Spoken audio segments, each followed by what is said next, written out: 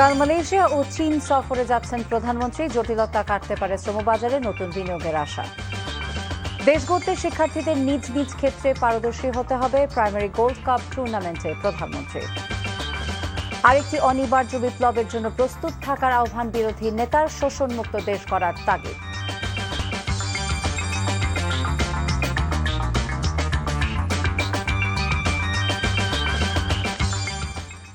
আসসালামু আলাইকুম, ফারজানা নাহিদ জানাচ্ছি এনটিভিতে সন্ধ্যার খবর। ক্রাউন সিমেন্ট শিরোনাম দেখছিলেন, নিয়ে যাব পুরো খবরে।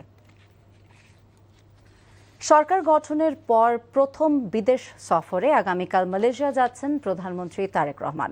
পরে সেখান থেকে যাবেন চীনে। আজ এক সংবাদ সম্মেলনে পররাষ্ট্র সচিব এই তথ্য জানান। এদিকে প্রধানমন্ত্রী পররাষ্ট্র বিষয়ক উপদেষ্টা হুমায়ুন কবির এই সফর বিষয়ে বলেছেন, বাংলাদেশের স্বার্থে প্রয়োজন হলে যুক্তরাষ্ট্র, চীন কিংবা ভারতের সঙ্গে সম্পর্ক জোরদার করা হবে, কিন্তু দেশের পররাষ্ট্রনীতি অন্য কেউ নির্ধারণ করবে না। নজরানা চৌধুরীর রিপোর্ট। ফেব্রুয়ারি মাসে অনুষ্ঠিত নির্বাচনে জয়লাভের মাধ্যমে সরকার গঠনের ৩ মাস পর প্রথম বিদেশ সফরে যাচ্ছেন প্রধানমন্ত্রী তারেক রহমান। 2 দিনের সফরে রোববার তিনি মালয়েশিয়া যাচ্ছেন। সোমবার মালয়েশিয়ার প্রশাসনিক রাজধানী পুত্রজায়ায় 2 দেশের প্রধানমন্ত্রীর নেতৃত্বে বাংলাদেশ ও সে দেশের মধ্যে দ্বিপাক্ষিক বৈঠক অনুষ্ঠিত হবে। মালয়েশিয়ায় বাংলাদেশের শ্রমিক রপ্তানির বিষয়টি সেদেশের শীর্ষ রাজনৈতিক নেতৃত্বের কাছে তারেক রহমান তুলে ধরবেন বলে জানিয়েছেন পররাষ্ট্র সচিব। অবশ্যই আমরা কর্মী নেবার জন্য মালয়েশিয়াকে অনুরোধ করব, কিন্তু এই সফরে আরও যে ডাইভার্স জরুরি কম্পোনেন্টগুলো আছে দ্বিপাক্ষিক সম্পর্কের, সেগুলো আলোচনা হবে। মঙ্গলবার মালয়েশিয়া থেকে চীন যাবেন প্রধানমন্ত্রী। সেখানে চীনের প্রধানমন্ত্রীর সাথে দ্বিপাক্ষিক বৈঠক এবং প্রেসিডেন্ট শি জিনপিংয়ের সাথে সাক্ষাৎ করবেন প্রধানমন্ত্রী তারেক রহমান। এই সফরে 15 থেকে 17টি সমঝোতা স্মারক স্বাক্ষরিত হওয়ার সম্ভাবনা রয়েছে। একই সাথে বাংলাদেশের সমন্বিত নদী ব্যবস্থাপনা ও আঞ্চলিক সহযোগিতা বিষয়ে দুদেশের আলোচনা হবে বলেও জানান সচিব। শি জিনপিংয়ের যে 4টি বৈশ্বিক উদ্যোগ আছে, সে 4টি বৈশ্বিক উদ্যোগে যোগ হওয়ার বিষয়টা আমরা মোটামুটি কনসিডার করছি। আমরা সফরের পরই বলতে পারবো যে তার কটি উদ্যোগে আমরা যোগ দিচ্ছি বা যোগ দিচ্ছি না। তবে আমরা কথা নিশ্চিত করে বলতে পারি, আমরা এই সকল 4টি উদ্যোগকেই সাধুবাদ জানাই। এদিকে বিকেলে প্রধানমন্ত্রীর পররাষ্ট্র বিষয়ক উপদেষ্টা এই সফর বিষয়ে সাংবাদিকদের প্রশ্নের জবাবে বলেন, বাংলাদেশের স্বার্থে যে কোনো দেশের সাথেই কৌশলগত সম্পর্ক বজায় রাখা হবে। আমাদের দেশের ইন্টারেস্টে যখন যাইতে হবে যুক্তরাষ্ট্রে, আমরা যুক্তরাষ্ট্রে যাব। যখন আমাদের যাইতে হবে বেজিংয়ে যাব।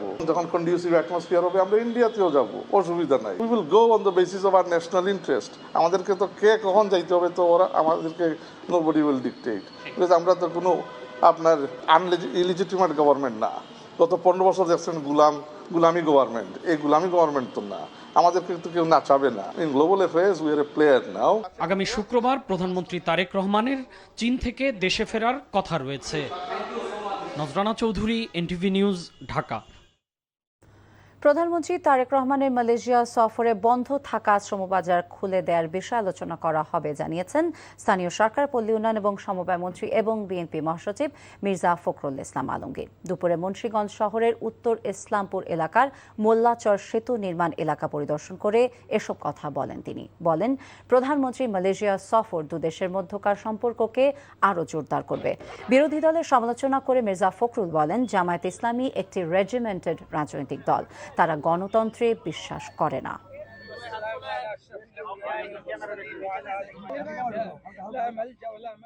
আমাদের শ্রমবাজার বিস্তৃত করার ব্যাপারটা আপনারা সবচেয়ে গুরুত্ব পাবে। যেহেতু বন্ধ ছিল শ্রমবাজার, এটাকে খুলে দেওয়ার ব্যাপারেও ওনারা কথা বলবেন এবং আশা করি আমরা যে মালয়েশিয়ার সঙ্গে আমাদের দ্বিপাক্ষিক সম্পর্ক আরো জোরদার হবে, শক্তিশালী হবে। আমাদের গণতন্ত্র নিয়ে কেউ প্রশ্ন করতে গেলে এটা তার জন্য সমীচীন হবে না। এছাড়া জামাতে ইসলাম তো আপনার একটা রেজিমেন্টেড পলিটিক্যাল পার্টি, তারা তো গণতন্ত্রে বিশ্বাস করে না। প্রধানমন্ত্রী তারেক রহমান বলেছেন, শিক্ষার্থীরা সবকিছুতে নিজেদের পারদর্শী করে তুলতে পারলে সুন্দর বাংলাদেশ গড়ে তোলা সম্ভব। বিকেলে রাজধানী আর্মি স্টেডিয়ামে প্রাথমিক বিদ্যালয় গোল্ড কাপ ফুটবল টুর্নামেন্ট 2026-এর পুরস্কার বিতরণ অনুষ্ঠানে একথা বলেন তিনি। মেসি, রোনালদোর মতো বিশ্বমানের খেলোয়াড় হতে শিক্ষার্থীদের উদ্বুদ্ধ করেন প্রধানমন্ত্রী। খান আলামিনের রিপোর্টে দেখুন বিস্তারিত। 22 লাখ শিক্ষার্থীর অংশগ্রহণে অনুষ্ঠিত হয়েছে এবারের প্রাথমিক বিদ্যালয় গোল্ড কাপ ফুটবল টুর্নামেন্ট। কিন্তু শেষ পর্যন্ত রাজধানীর আর্মি স্টেডিয়ামে টুর্নামেন্টের 2 ফাইনাল অনুষ্ঠিত হয়। খেলা শেষে মাঠে প্রবেশ করেন প্রধানমন্ত্রী তারেক রহমান। উদ্বোধন করেন বালিকা বিভাগের ফাইনাল ম্যাচের, যেখানে ময়মনসিংহের নান্দাইল উপজেলার আচারগাঁও সরকারি প্রাথমিক বিদ্যালয়কে 4-2 গোলে হারিয়ে চ্যাম্পিয়ন হয় পাবনার সাথিয়া উপজেলার জোরগাছা ইউনাইটেড সরকারি প্রাথমিক বিদ্যালয়। প্রধানমন্ত্রী প্রথমে গ্যালারিতে এবং পরে সাইডলাইনে বসে খুদে শিক্ষার্থীদের খেলা উপভোগ করেন। খেলা শেষে প্রধানমন্ত্রী প্রাথমিকের পাশাপাশি মাধ্যমিকেও এ টুর্নামেন্ট চালুর ঘোষণা দেন। জানান প্রাইম মিনিস্টার্স কাপ শুরুর কথা। ইনশাল্লাহ এই বছর সেকেন্ডারি থেকে এবং আগামী বছর প্রাইমারি থেকে আমরা প্রাইম মিনিস্টার্স কাপ ইন্ট্রোডিউস করব। কাজেই তোমাদেরকে এখন প্রিপেয়ার্ড হতে হবে, ওয়েল প্রিপেয়ার্ড হতে হবে তোমাদেরকে। এই যে গত 1.5 মাস ধরে আমাদের ছোট বন্ধুরা 22 লক্ষ ছোট বন্ধু যে সারা বাংলাদেশে এই যে এই কাপটা খেলেছে, এইটা কতগুলো ইভেন্ট হয়েছে আপনাদের ধারণা আছে? 1,23,000 ইভেন্ট খেলেছে, 1,23,000টা ইভেন্ট হয়েছে। ফুটবল, ক্রিকেট সহ শিক্ষার্থীরা সবকিছুতে নিজেদের পারদর্শী করতে পারলে সুন্দর বাংলাদেশ গড়ে তোলা সম্ভব বলে মনে করেন তারেক রহমান। তোমরা হচ্ছে বাংলাদেশের ভবিষ্যৎ। আমি চাই তোমরা বাংলাদেশের, তোমরা যারা ভবিষ্যৎ, তোমাদের যত বন্ধু আছে তোমরা সবাই শুধু খেলাধুলা না, খেলাধুলার পাশাপাশি পড়ালেখা বলো, কালচার বলো, সবকিছুতে তোমাদেরকে পারদর্শী হতে হবে। পারবে?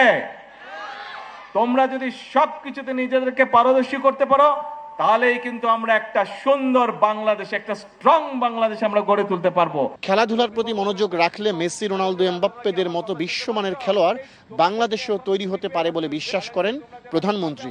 শুধু ক্রিকেট দিয়ে নয়, ফুটবল দিয়ে আমাদেরকে চিনবে ইনশাল্লাহ, সুইমিং দিয়ে আমাদেরকে চিনবে ইনশাল্লাহ, হকি দিয়ে আমাদেরকে চিনবে ইনশাল্লাহ, টেনিস দিয়ে আমাদেরকে চিনবে ইনশাল্লাহ, সব রকম অন্যান্য খেলা দিয়েও বাংলাদেশকে তোমরা সারা বিশ্বে হচ্ছে বাংলাদেশের অ্যাম্বাসেডর হবে তোমরা। পরে বিজয়ী ও রানার আপ দলের খেলোয়াড়দের মাঝে পুরস্কার বিতরণ করেন প্রধানমন্ত্রী তারেক রহমান। খান আলামিন, এনটিভি নিউজ, ঢাকা।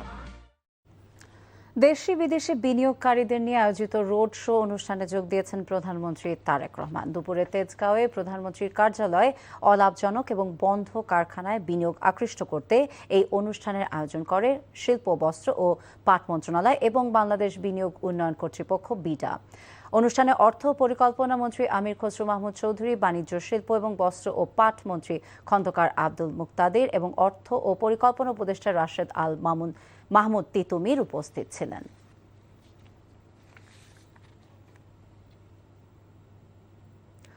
শোষণ ও দুর্নীতিমুক্ত সমাজ প্রতিষ্ঠা এবং জুলাই সনদ বাস্তবায়নে আরেকটি অনিবার্য বিপ্লবের জন্য প্রস্তুত থাকার আহ্বান জানিয়েছেন জাতীয় সংসদের বিরোধী দলনেতা এবং জামায়াতে ইসলামের আমির ডাক্তার শফিকুর রহমান। গণভোটের রায় বাস্তবায়ন, জনদুর্ভোগ লাঘব এবং দ্রব্যমূল্য নিয়ন্ত্রণের দাবিতে খুলনায় 11 দলীয় ঐক্যের বিভাগীয় সমাবেশে তিনি এসব কথা বলেন। আজিজুল ইসলামের ক্যামেরায় খুলনা থেকে মোহাম্মদ আবু তৈয়বের রিপোর্ট। ঐতিহাসিক খুলনা সার্কিট হাউস ময়দানে জামাতে ইসলামী নেতৃত্বাধীন 11 দলীয় ঐক্যের বিভাগীয় সমাবেশ শুরু হয় দুপুর 2টা থেকে। তপ্ত রোদ উপেক্ষা করে ময়দানে জমায়েত হয় জোটের বিভিন্ন রাজনৈতিক দলের হাজারো নেতাকর্মী।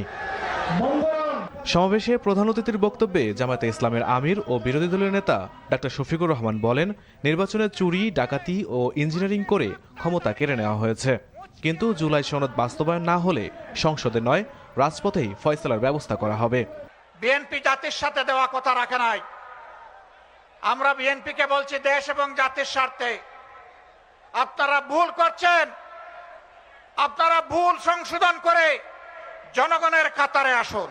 কোন আধিপত্যবাদের কাছে মাথা নত করার জন্য নয়, বরঞ্চ দুনিয়ার বুকে স্বাধীন সার্বভৌম রাষ্ট্র হিসাবে সম্মান, ইজ্জত, শক্তি, সাহস নিয়ে মাথা তুলে দাঁড়ানোর জন্য হবে আগামীর বিপ্লব। এ সময় এলডিপির চেয়ারম্যান অলি আহমেদ, বাংলাদেশ খেলাফতে মজলিসের আমির মামুনুল হক, এবি পার্টির চেয়ারম্যান মুজিবুর রহমান মঞ্জু সহ 11 দলীয় ঐক্যের শীর্ষ নেতারা বক্তব্য রাখেন।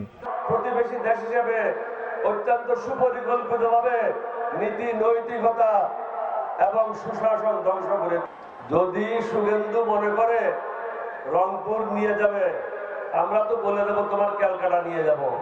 বিএনপির সঙ্গে অন্তর্বর্তীকালীন সরকারের গাদ্দারদের তলে তলে আঘাত, সেটাই ছিল অন্তহীন প্রতারণা।